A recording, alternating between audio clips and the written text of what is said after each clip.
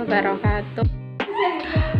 First of all, let's ask praise and thank to the presence of Allah Subhanahu wa Ta'ala Almighty for the abundance of grace and the joy of all of us can still gather in this time without any barriers at all and in a good health.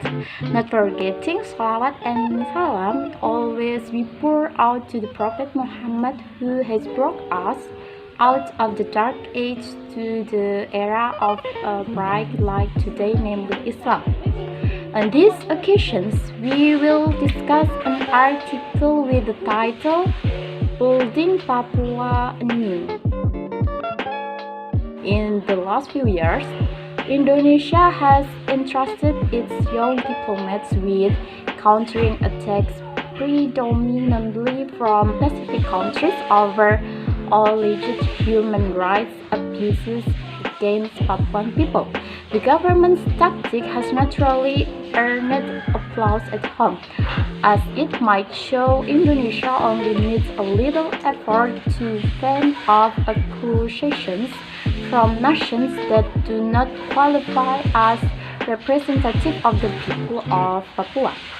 On Saturday, Silvani Austin Pasaribu took center stage at the 55th sessions of the United Nations General Assembly as he delivered Indonesia's response to Vanuatu Prime Minister Bob Lautman, who in an address during the general debate sessions asked Indonesia to solve the alleged atrocities against indigenous people in Papua.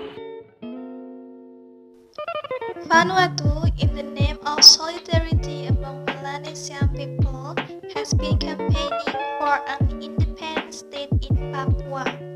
In the future, Indonesia must look for some clever way to trick those relying support for Papua's independence, given the open era that will sooner rather than later allow the world to watch over what is really happening in Papua.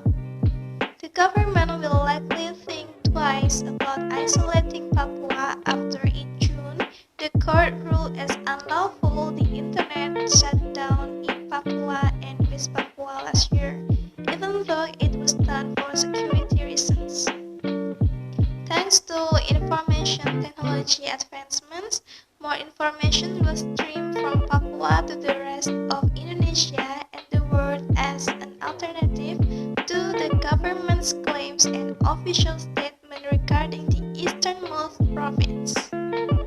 After previous President Susilo Bambang Yudhoyono offered a New Deal, his successor Joko Widodo released the old promise of developing basic infrastructure on Papuan soil. More roads have been built to connect the many dots across the natural resource-rich province, but it turns out the gap between the local people and their leaders in Jakarta is widening. Racial discrimination against indigenous Papuans has continued unabated, as the government has not done enough to stop it. In the eyes of government critic Benny Giai, racism served as the basic building block of nation development in Papua. Last year's mass protests in Papua and West Papua, which followed racial slurs against Papuan students in Java, show the fragile relationship between Jakarta and outlying Papua, even almost 60 years after the latter's integration with the Republic. The #Papuan Lives Matter campaign, which came just after the racial incident in the United States in June, is a further reminder that Papua will remain a burning issue unless the government takes the right action to end the decades-long conflict once and for all. The government recently offered to extend the special autonomy status for Papua as a dignified measure to bring peace and prosperity to Papua. Pros and cons have marked the plan, which if materializes, will continue the huge transfer of money to Papua and West Papua. But, as had been demonstrated in the period of special autonomy so far from 2002 to 2020, during which 94.24 trillion rupiah or 6.3 billion US dollar went to the two provinces. Money does not result in peace, let alone prosperity in Papua. To build Papua anew, Jakarta needs to listen to voices that have so far been left unheard. Based on the case of the dispute that occurred in the Papua region in its reporting, it can be concluded that the Indonesian government has not fully succeeded in bringing about peace between the government and the people of Papua. This is because the government only flows a certain amount of money into the Papua region without thinking about how Papua's land, which is rich in natural resources, can return to peace and prosperity. Yes, peace cannot be bought with a certain amount of money, but peace will be realized if the Indonesian government and the Papuan people have a sense of national unity and integrity and respect for human rights. If this dispute continues, Indonesia could lose Papua, which is rich in natural resources.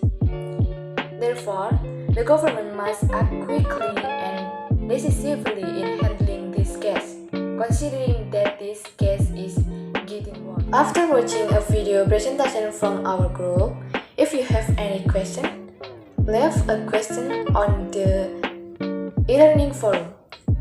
Thank you for watching. I hope this video is useful and wassalamualaikum warahmatullahi wabarakatuh.